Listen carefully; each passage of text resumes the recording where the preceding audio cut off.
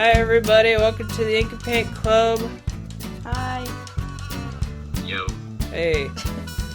As always, I'm your host JD. Kyle's here. Hi. Yo. And Melanie, barely grasping the consciousness, is here as well. I'm good. She's been sick all day. I just have, a cold. What a sicko. You have the death? I have the death. Oh no. That fits in with That this. That does fit in with the theme. Cool. So it's Halloween time. So we were talking about some spooky stuff. We were racking our brains. We were going to review Yokai Watch the movie, but then we remembered this was a better thing. I didn't have to rack my brain at all. I was like, babe, you should do Over the Garden Wall. Yeah, you've been bugging... Mel's been bugging me for like 3 weeks to rewatch Over the Garden Wall. So. I was like, we'd be at the grocery store, and he'd be like, oh, look, it's time for cider. And I'd be like, you know what else it's time for? Over the Garden Wall. Every possible segue you could make into that.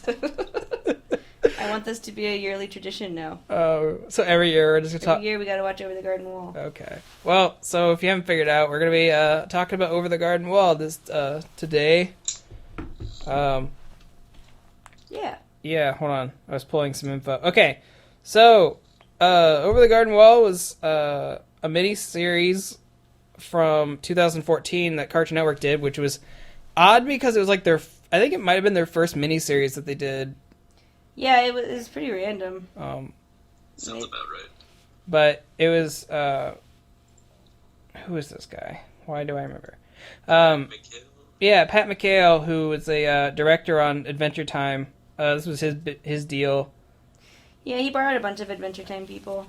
It's kind of I wouldn't say obvious, but it definitely looks like it was made by the Adventure Time crew. So I mean, yeah, but it has a pleasant style to it. Yeah. So we'll get into it. So, Mel, do you want to tell us what this story is about? Because I sometimes don't know if I fully comprehend it. Well, the story is very vague until you kind of finish it in the last 2 episodes, but it's about these 2 brothers, half-brothers, I guess, who are just wandering around the forest, and they don't know why. It's really vague about how they got there. They have no idea how they got there. They're just trying to go home. It's really weird. They call it the unknown because they're like, where the heck are we? You're in the unknown. So spoopy. It's kind of spooky. A lot of people have theorized that the unknown is like purgatory, where you're not alive and you're not dead yet, you're in between. I buy that. Which we can explain The later. skeleton episode kind of touches on that. Yeah. Yeah, so spoilers, I don't know if people have seen it, but... Yeah, so if you haven't seen it, we're going to talk about everything, so here's your warning. Yeah. So If it's you just... haven't seen it, it's been like 2 years. Yeah. Come on, everybody. The hell. So anyway, it's just about 2 brothers trying to get home, and on the way, they face a lot of really interesting characters, a lot of interesting themes and stories. The main antagonist being the Beast, which is also really vague. Even when it ends, it's pretty vague. But again, there's a lot of theories and things on all that, so we can get into that. Yeah. So. Well, first thing I want to say, this series is very pretty. Yes. I don't know. I think a lot of the character designs and a lot of the backgrounds are like really intricately done. I don't know what episode it was. I think it might have been the first couple of episodes, but like there's this big like sweeping aerial shot of like the forest and stuff, and it's like, god damn, that's beautiful. Yeah, and then the music complements it really well. I was watching this documentary, and like they hired this old guy to help sing all the music and everything, and like this folksy kind of music, spooky. Yeah, it's got a lot of like folksy, like blues music, like ragtime kind of stuff. Mm-hmm. It's very inspired by like 1930s artwork and stuff. A lot of like postcards and yeah, a lot of inspiration from. Yeah, everyone in like the unknown is like dressed, like you said, like something out of the 30s and stuff. Like there's like riverboats and definitely. Like, and everyone's got like bonnets and like nice suits and stuff. Old timey kind of thing. It's very old timey. And what was I going to say? Shoot. I don't know. I lost my thought. Happens to me all the time. That's a Clone High reference for everybody. Oh. But there, Kyle, you rewatched this. Oh, it was weird. I rewatched it, and both sites that I watched it did not have the whole dream episode. So I missed that completely. What do you but mean? I don't think it was The dream anything episode? to do with the story. Well, it was like a little Nemo reference, in a sense. Oh, where- the one with Greg and... Oh, Yeah. okay. Okay, yeah, that's what it was. Huh. So I think I missed that, but I don't think it was too into the story. I read about it online, and it was just Yeah. like maybe one little plot point I to was it. gonna say, you could have watched the last, 2 minutes But, and you would have been yeah, fine. yep, I like it. Yeah. So, Yeah. you reminded me... It's a filler episode. I wouldn't say any of It was these are... the beach episode of Yeah, I the don't think any series. of them were fillers. I mean, they had a limited... They only had 10 episodes. I think every episode Yeah. counted. But Kyle, you reminded me of something that I wanted to touch on. Like, this series, like, rewatching it, because we rewatched the whole thing last night, it's kind of a big throwback to a lot of, like, really old animation. Because, like you were saying, Kyle, like, that whole dream part is, like, a big reference to Little Nemo. Back in the day. Finding Nemo. Not Finding Nemo. And then we were rewatching the episode where they go to the bar, where they find the horse. And there's like a whole music number that's like an old Cab Calloway Fleischer reference. Yeah. And then I don't know if it was a direct reference, but I felt like the barmaid was like a reference to Betty Boop a little bit. It was the 'Cause- way she talked. yeah, Way she talked. looked. Yeah, I was like, that's Betty Boop. That's adorable. Yeah. Well, anyway, aside from that, the theme of the show is this, like, it's all set in the fall and the autumn and the sort of ending of the season. It's Halloween. Yeah, but you don't know it's Halloween because they're in the unknown. So, the characters start off and they're in just weird outfits, and you don't really think anything of it because it kind of fits in with how everyone else is kind of dressed and Yeah. acts. But then down the road, there's an episode that, takes you outside of the unknown and back into the real world, and it explains, how they got there and their clothes and everything, which was really interesting. I really loved how they did that. Yeah. And I like that they kind of say that for like the second to last episode, so Yeah, you yeah. didn't like know it all the whole time. It's really beautiful, and then you go back and rewatch it, and there's all kinds of foreshadowing Yeah. and little hints that they do drop. Yeah. It seemed like the whole theme of the whole show almost was like the people you think are the bad guys really aren't that bad. 'Cause Yeah. they did that quite often, where they're like, "Oh no, the pumpkins are bad." Just kidding, they're okay, guys. And then like with the The woodsman is bad. and then What's up? the old woman with Whispers. yeah, Auntie Yeah, Whispers with the bell. spooky. You thought she was the bad guy. I think it was just kind of showing you to, like, Yeah. not you can't trust what you see all the time. Yeah. You have to sort of, you have to Don't take things be at face wise, value. I suppose, because the boys were naive. I mean, they're young, they're naive, and when I was rewatching the Auntie Whispers episode, I was realizing how manipulative that girl was, in fact, being, because she, I think, was honestly trying to keep them there. I do think that. I think she was, because the whole time the Auntie Whispers is like, "Don't lie to me, will there be death tonight?" and da-da-da. And the girl is like, "You need to hide." But she doesn't tell him to leave, she just tells him to hide. Weird. And other things too, when like he's helping her clean and stuff. She could say, "I'm going to turn into a monster and eat you." But she doesn't, Why would she say that though? because she wants to eat them. Monsters don't say, "I'm going to eat you." Sorry, our cat just like fell out of his tree. I broke her. That's hilarious. Oh. And then she's like, God damn it, I lost my train of thought again.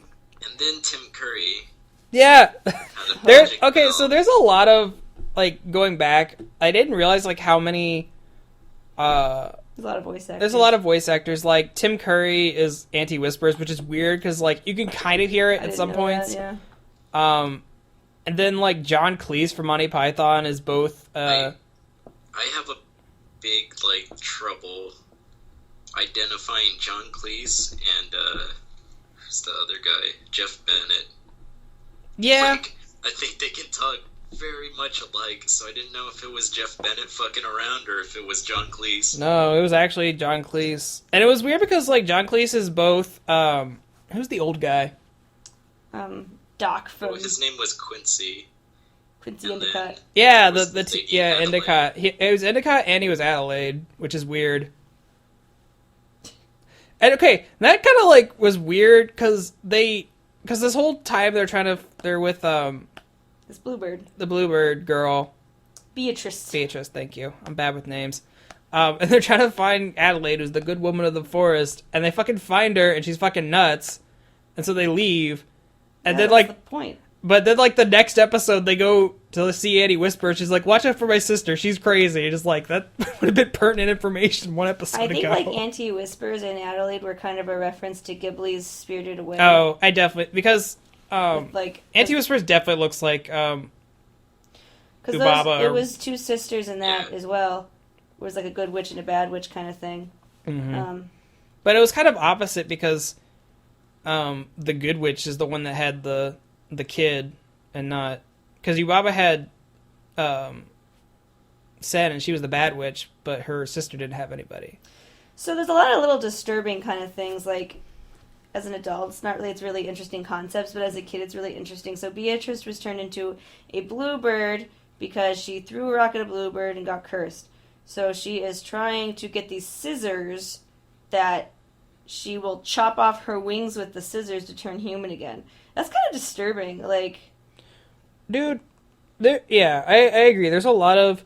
like, little things like that. Yeah. Okay, and you were saying that there's a lot of... When you watch it again, like, you kind of pick up on a lot of subtle stuff. Like, when we rewatch this, I kind of buy into the whole, like, they're in purgatory deal, and it's like not a creepypasta thing, but I think it's like actually what they're going for. Cause like the whole episode with the pumpkin people, pumpkin people, they're constantly telling us like, you're early, you're not supposed to be here yet, you're like, your time's not come yet, and it's like, oh, that's where everyone goes to die, because like they're digging up skeletons for a party.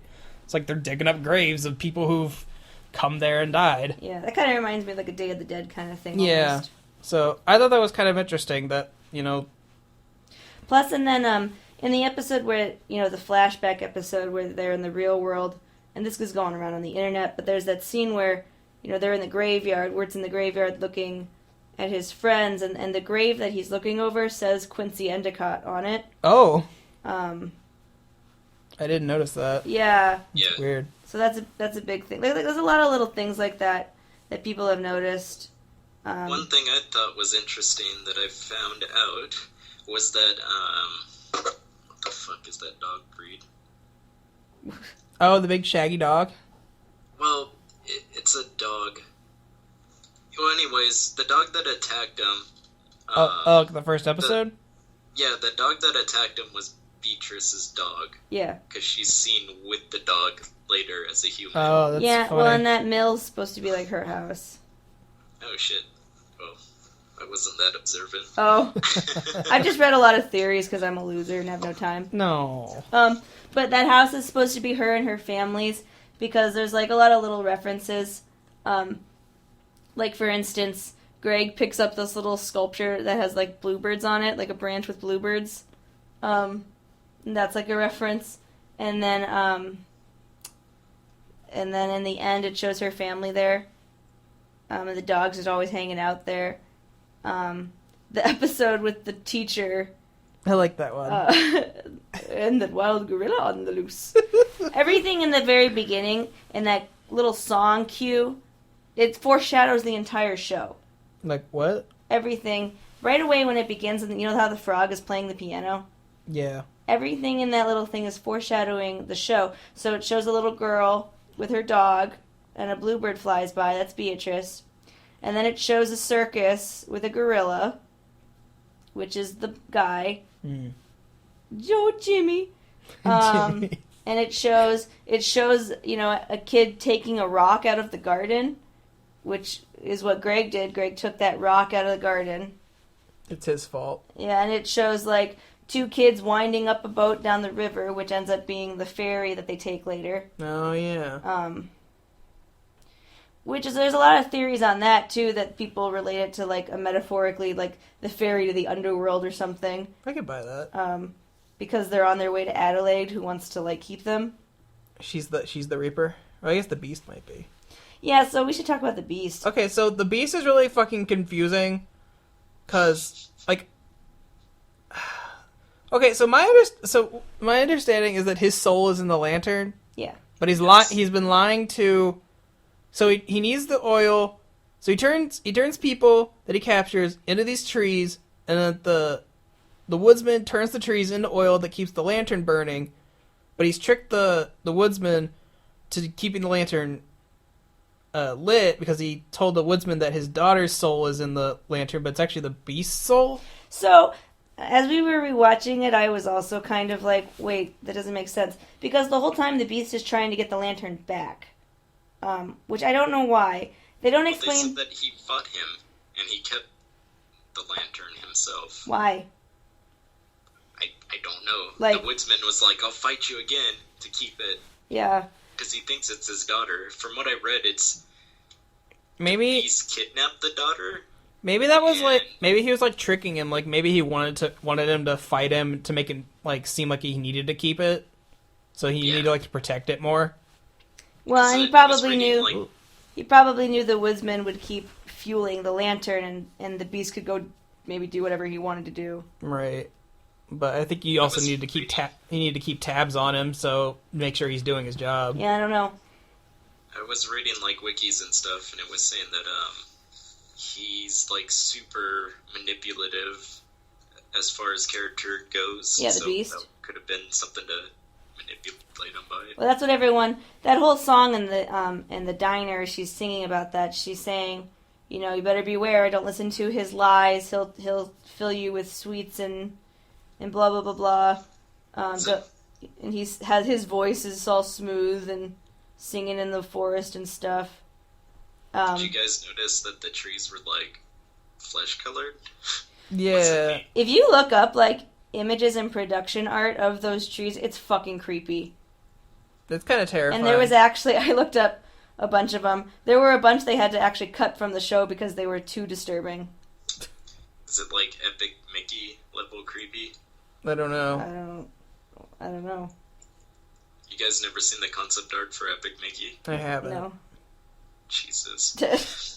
Yeah, when that game came out, it was so hyped because it was like, oh shit, it's dark Disney, and then they like fucked everything up. I was gonna say, I thought it was supposed to be dark and creepy, and then it ended up not being dark and creepy. I tried playing like the tutorial level and got frustrated because the controls are garbage. We are off topic. Yeah, the whole game is fucking terrible. Well, and anyway. the second one's even worse. Yeah. But yeah, like watching this, like I'm really surprised this is on Cartoon Network because like some of the like dark shit that happens. I mean, I'm not surprised because I mean every show that you watch always has like an episode or two where you're just like, whoa. But this is the entire show. Well, it's like artists trying to push themselves. It is interesting that Cartoon Network backed it, especially as a mini series. And a separate thing altogether, like they made the Adventure Time miniseries, but that was attached to Adventure Time, so they already had the fan base there. This show was just like a quick little doot-doot. Well, I think Pat McHale runs Adventure Time now. I have no idea. Or somebody. I don't know. Maybe, I think because he worked on Adventure Time, and I think he was like a big name in Adventure Time, maybe had like enough goodwill built up from Cartoon Network that is like, alright, we'll back this. Because I know that I think they've done another miniseries since that Royals show. Oh, yeah. I think they finally... I don't know if they put that out yet, but that was like from one of the directors on Regular Show. That was his project. So I think like you've got these directors that are working for like these big shows on their thing, so they're like, all right, we'll back this little project of yours because you've done good work so far. Well, I think it's okay because you have this. It's got, like I was saying before, it's got this overlying story where it's not going to be something where it's going to go on and on for like 7 seasons. Yeah. Oh, yeah. So you see, it's perfect for just the miniseries, and yeah. it didn't come out around this time. And in that sense, I think that's why it's such a beautiful show, is because it just has a very cut to the end, beginning, middle, end. It gets what it needs done. It's filled with beautiful music and art where it counts. Yeah. Every episode has a purpose. Yeah. And I mean, you could probably just cut all the title cards off of this and just run it as one long movie, and it'd probably be pretty coherent. I wish they would. I wish we could find like a master cut. Yeah. But yeah, I mean, because we watched it. I mean, it's maybe like an hour and a half long altogether. It's not. Yeah, it's not very long. It's like 11. It's like 10, 11-minute episodes. So. I think the last ones were like 22-minute. Really? Ones. Yeah. Oh, I have to recheck. I don't think they are. I don't know. Maybe they're a little longer, but they're not 20 minutes. I don't know. But yeah, it's I just rewatched them. They're like 22 minutes long. Okay, we believe you. All right. Yeah, we just watched it yesterday. I don't know. I didn't really pay attention. Oh, that's nice. It just kind of. Well, no, I was paying attention to how long they were. Oh. It was like, all right, we're just going to the next one. So I didn't really pay attention to the runtime. It's like, all right, things are happening. But yeah, I kind of hope Cartoon Network does more of these. Because I like that they're basically giving these artists just like this opportunity to tell short little stories that they want to tell. It's sad that this is like the only network that does stuff like that. Mm-hmm. Because I was seeing commercials for Nickelodeon, and it really does seem like they're banking on the live action stuff way more than animation. Yeah. And I don't know if this would be something that Disney would do. Yeah. It probably could be.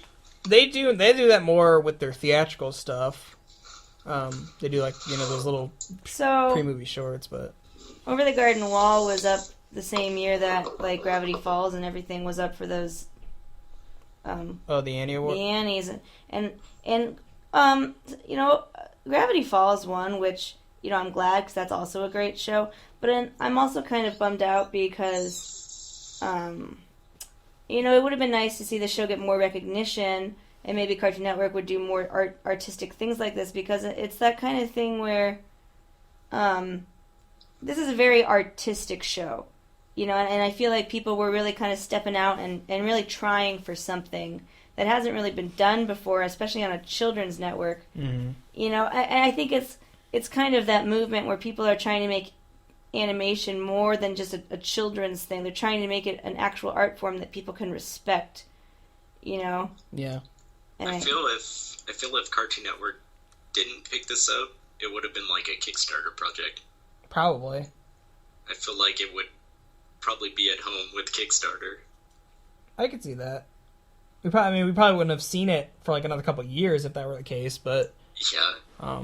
I'd definitely see that. But I'm glad that Cartoon Network put their backing behind this, and they could actually use the animation studio to give it the budget it needed. Because I don't think $1 was wasted when they made this. It had a DVD release, and it's got merchandise right now, so I mean, it's making them money. Yeah, like I think even though it wasn't like, I think it was critically recognized. Maybe it didn't win all the awards that maybe they were hoping for, but I think they do recognize that that it has its fan base, and that it's a good story, so they know they can market off of it. Which I haven't seen the merchandise they put out. I think I've seen like a T-shirt and the DVD they put out, which we probably should buy. Yes. And I want an art book. I want an art book of this show. Oh, why isn't that a thing? No, I would cream my pants. Gross. There's a few T-shirts I saw today. There's like the frog piano one, and there's like a really artsy picture frame looking one with the beast and everything. Interesting. So I want to talk about just how disturbing really the beast thing is, kind of like. So yes, he collects these lost souls you turn into the tree. The woodsman is literally chopping up people and burning them. And burning the souls in the lantern. Well, he didn't know which is what's feeding the beast. No, I'm just saying in general, that's really freaky. Yeah, that was kind of fucked up when they... Because it's sad... Oh yeah, Christopher Lloyd's in this too. He's the woodsman. Yeah. I forgot to mention that. Yeah, it is kind of fucked up, because it's like you even start to show you like Greg and Wirt were like slowly getting consumed by the trees and stuff, and it's like... They could have been turned into trees, and then they would have been hacked up and turned into oil, and that's kind of messed up. Yeah. That's weird. But, And it's funny, too, when he has all the branches, in a faggot on his back. What? Correct term. How long have you been sitting on that? What the fuck? Anyways, when he has this giant faggot on his back, What are you talking he about? takes a stick. He takes a stick and he breaks it in half. And to think that that's a person that he's snapping in half, which is a flesh-colored stick, Yeah. it's pretty creepy. No, it's in the really first creepy. episode. Yeah, it's super creepy, and like they show the oil coming out of like these dying trees. I know it's weird because it's like, oh, we turn these trees into oil, but it's like weird because when he snaps the stick in half, and like oil just drips out. That's fucking it's like, freaky. That's like, that's like their blood and stuff. It's like, spooky. Yeah. So how many children died? Lots. Well, and it's sad to think that those are all the children that didn't make it back. So it makes me wonder though, like, who the fuck are all these people just there? I guess it's people. I don't know, because Wirt was able to make it back, and because he finally accepted himself and had courage and became more assertive, and that's how they made it back. But when you give up, you turn into the trees. So everybody else is just kind of floating around, I guess.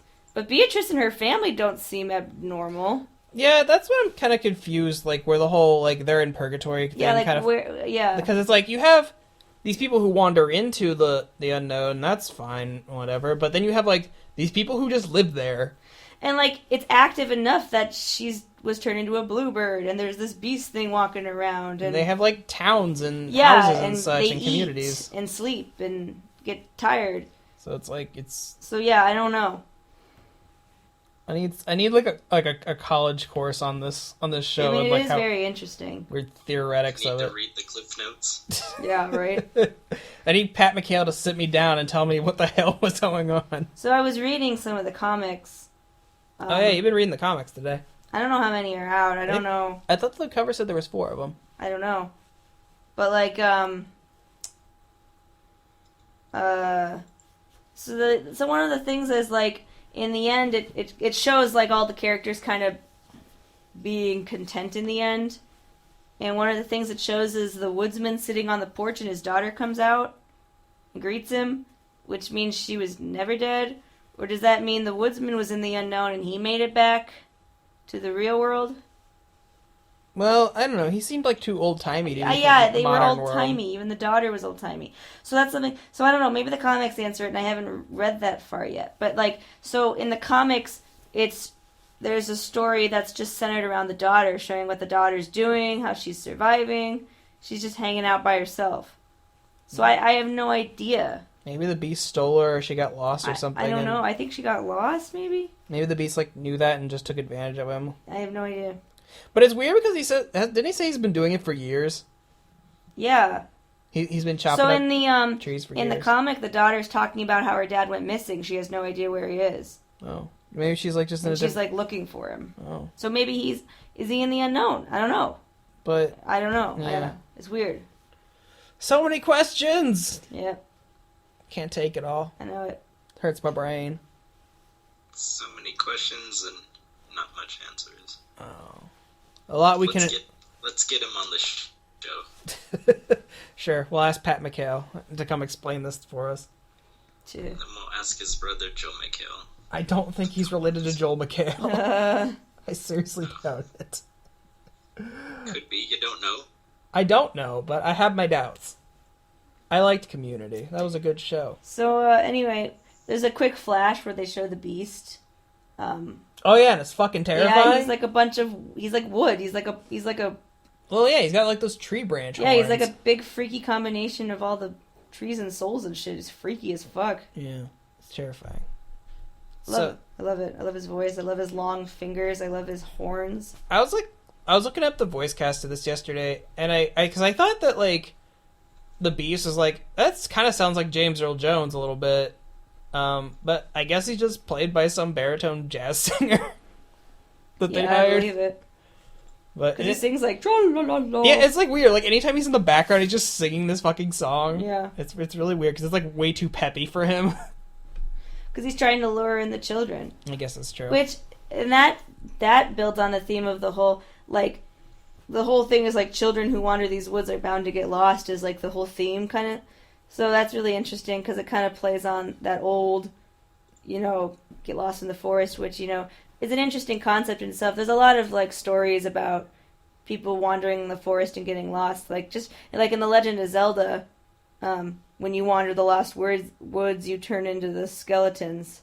The Skull Kids. Yeah, that's like the story in that, and like Little Red Riding Hood going through the woods and just things like that. Yeah.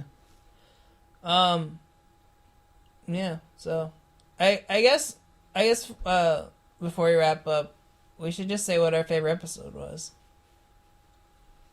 Which was your favorite episode, dear? I love the episode where they're back in the real world. And it's showing Wirt in his bedroom, how he interacts with other people. His fucking mixtape. His mixtape. It shows how he interacts with, like, his brother in his room. And it kind of explains, like, he blames Greg for everything. Yeah, it's weird that he has, like, that outburst. It's like, you and your dad ruined everything. Because they're, like, stepkids. And that was another little interesting thing, how he was just, like, randomly was singing, my mom got remarried and gave birth to him. Like, it's such an interesting little character addition, like, we didn't need to know that, but it gives it an interesting character detail. Anyway, it gives a very fall look, he goes to the football game, it's Halloween, his friends, like, he's all anxious, he's like, I wasn't invited to this party, they'll hate me, and he walks in, and they're all just like, oh, hey, Wirt. Hey, what's up? Like, no one gives a shit, like, he has all this anxiety, and for no reason. It's very interesting to me, and I like it a lot. Age-appropriate drinks. Age-appropriate drinks. Yeah. It's the best thing. Yeah, Clarence at the end. Oh, yeah, I don't know. Clarence? They share a universe with Clarence. Do they? Some people were hypothesizing they think the show is actually based in, like, the 1980s. I could see that. But it's weird because she says she doesn't have a tape player. Maybe because tape players were tape players, like, affordable in the 80s? I don't know. I wasn't alive. I mean, that's just a theory. They were saying, like, oh, well, maybe that rich guy was a ghost because he doesn't eat food. And then I'm like, but nobody ate food at that dinner table. So are they all ghosts then, by that logic? I don't know. I guess I didn't pay attention. Kyle, what's your favorite episode? I liked the episode with the frogs on the boat. Yeah. Why? I don't know, it was just funny. They're like, the president is naked! I love president. it. Yeah, and then the English Bobby frogs are fucking awesome. Yeah, the music in that episode's great. And it was fucked up that everybody, like, kept stepping on the babies. The tadpoles, yeah! Yeah, that's kind of fucked up. Yeah, that was pretty fucked up. Her babies. Oh no. Yeah. Dead babies. That's sad. My favorite was the one with the where they go to school with the animals. Cause why do they pick up old cats? I don't know. Why? Too old cat. Like, oh, he's too old. But then I love immediately they cut to the little raccoon boy is like feeding the old cat milk. And helping him up with his cane. Yeah, that's hilarious. So fucking adorable. And then, like, there's just, like, all these little animals that go to school in their little outfits. And later in the episode where they're back in the real world, when he's going to that party, there's kids standing outside talking. He's like, oh, yeah, there's tons of games besides football. There's one old cat, two old cats. So I have no idea. What is two old cats? I don't know. It's just like they're in the bushes pulling old cats out. And like, why are the cats there? I don't know. Why? And it's like, it begs the question, it's like, why is there a cat that goes to school, but there's, like, regular cats that are out in the bushes? And then it was funny, I was thinking, because then it cuts right to the gorilla chase, and I was like, There's a gorilla. we are never going to find the answer to what this game is. There's a gorilla on the loose. We are never going to find out what they were going to do with the two old cats. That reminded me of, like, old Tom and Jerry cartoons. Old, like, Donald Duck cartoons where they're like, oh no, gorilla escaped the zoo. Be on the lookout. And then it's, like, the main antagonist of the episode. Like, had kind of a fallback to that. And then they bonk him on the head with a log. Not to mention that wild gorilla on the loose. Just a little sidebar real quick. You never hear about maniacs on the loose anymore. Okay. I don't know. It's weird. But yeah, I like that. And I like how you pointed out that when they send all the animal children to bed, that the little dog like curls up Okay, like the first time I watched that literally made me cry. That made me so sad. They're so sad. The dog just gets up and like spins around and then he lays down. He's so sad. That made my heart cry. Like, they have no money for their school. I don't know why I'm so empathetic towards that. Oh, fucking Jimmy. Fucking That Jimmy. lady, the teacher was so fucking like out of it though. I loved it. I love the bird was like, whoa, this lady has baggage. She's just like laying on the floor, like fucking wallowing. Just singing these songs about like how this fucking dude screwed her over and is like, lady. She just needs a flask. I guess.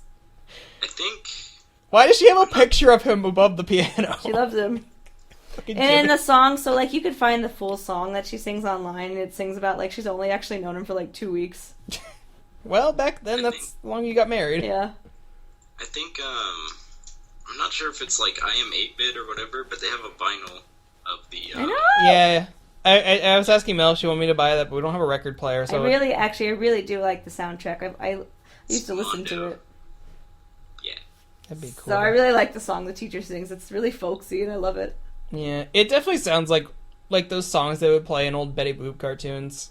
Like even the sound quality sounds like it sometimes. The disc looks like the eyeball. Oh, it's creepy. That's pretty sweet. That's spoopy. And it says it has content for what was on the cassette.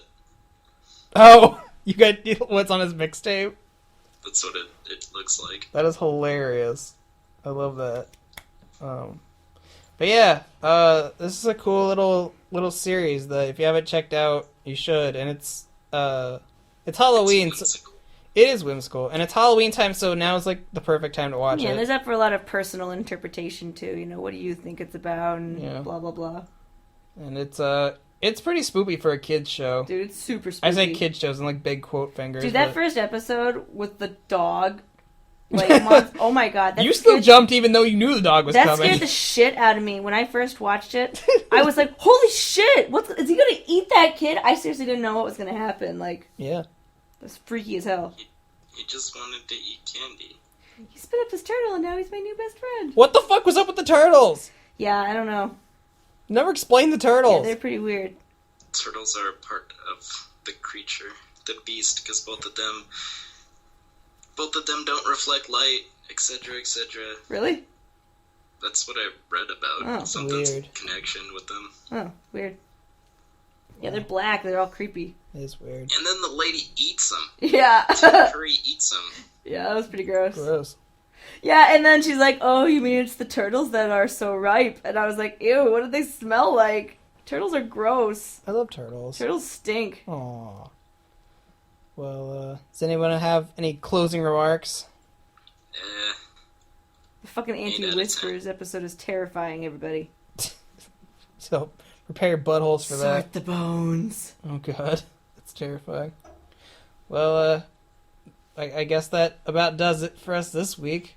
Thanks for listening, everybody. Make sure you come back on Monday. We're gonna have a weird episode that you're not expecting. Yay. It's gonna be an interesting one. I hope you like it. If not, then I apologize. All two people that It's listen. gonna be a good one. I hope so. Mhm. It'll be a good one. Good. I hope so. So yeah, Halloween's coming around. If you're doing some Halloween stuff this weekend, be safe. Don't do anything I wouldn't do. Candy.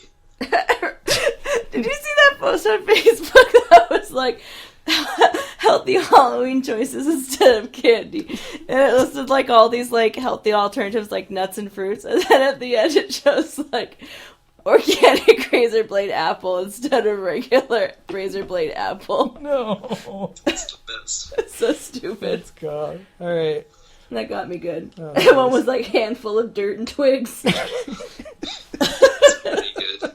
instead of eating chocolate. Yeah, Target has a section for organic candy. Ugh. It's like, what the fuck, guys? That's horrible. Might as well just eat bugs. Oh god. Like, wasn't it the worst when you were trick-or-treating and you got, like, a popcorn ball? Oh Something, yeah. and you're like, Oh what the yeah. fuck is this? I always threw that away. I did too. I don't trust anything that isn't already pre-wrapped. Oh my god, popcorn ball. You just like, man, so many memories just came back when you said that. Well, like, living in Southern California was either shit like that or, like, Mexican candy, and Okay. I'm not a fan of that. Mexican Chiclets? candy. Did you get some chiclets? No, where it's like, Damn. oh, here's like Lucas or something. It's What the like, fuck is that?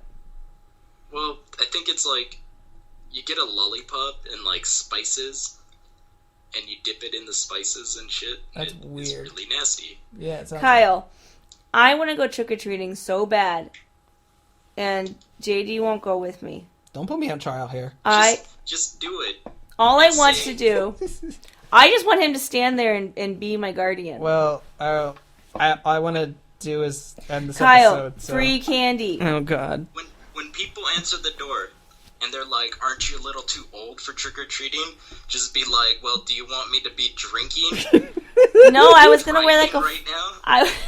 I was gonna wear a full bodysuit, like a full mask and everything. Aren't you a little old to be trick or treating? Yes, I am. Like, it's keeping me out of gang activities, sir. Oh, It's God. keeping me from killing myself. Well, before we get off from too much of a tangent, I think we should Alright, end this episode. But get candy, watch over the garden wall. Sure, Yes. kill our fun, JD. we'll keep talking. I don't know. Okay, bye. Thanks, everybody. Bye, everybody. We'll see you again next week.